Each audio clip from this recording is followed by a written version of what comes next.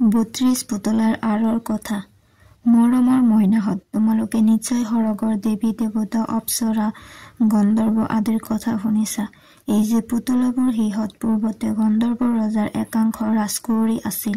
নৃত্য গীতত শুনি পোৱা এই গন্ধৰ্ব ৰাজকুঁৱৰীবোৰ বৰ ধুনীয়া আছিল।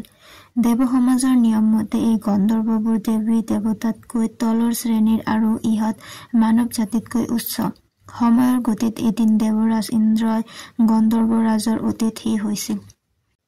ৰজা গন্ধৰ্ব সেনে দেৱৰাজ ইন্দ্ৰক যথাসাধ্য সন্তুষ্ট কৰিছিল আৰু তাৰে অংশ হিচাপে ৰাজপ্ৰসাদত নৃত্য গীতৰো ব্যৱস্থা কৰিছিল।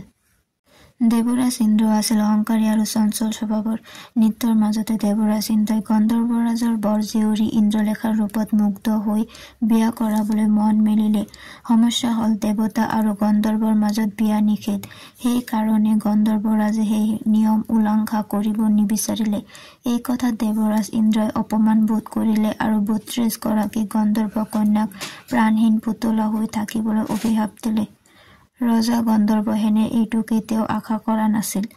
তেওঁ দেৱৰাজৰ ওচৰত কৰজোৰে ক্ষমা বিচাৰিলে। দেৱৰাজে গন্ধৰ্ব ৰাজৰ বিনতিত সন্তুষ্ট হৈ কলে যে সিহঁত এখন বিখ্যাত ৰাজসিংহাসনৰ 32টা পুতলাৰ ৰূপত থাকি শোভাবৰ্ধন কৰিব। এই বিখ্যাত ৰাজসিংহাসনৰ উত্তৰাধিকাৰী হব মহাৰাজ বিক্ৰমাদিত্য। পিছত যেতিয়া উত্তৰাধিকাৰী সূত্ৰে ভোজ ৰজা আহিব, তেতিয়াহে সিহঁত মুক্ত হৈ পুনৰ গন্ধৰ্ব ৰূপ লৈ স্বৰ্গলৈ উভতিব।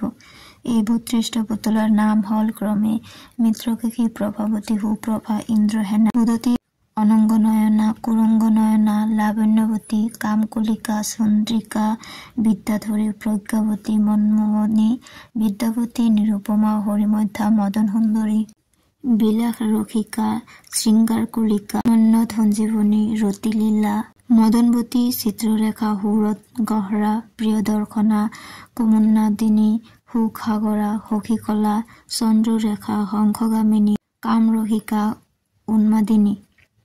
এই সকল গন্ধৰ্ব কন্যাই কিদৰে সাপ মুক্তি লাভ কৰিলে সেয়া নিশ্চয় জানিবৰ মন যায়। তাইৰে প্ৰচেষ্টা স্বৰূপে সৃষ্টি হৈছে 32 পুতলাৰ সাধু।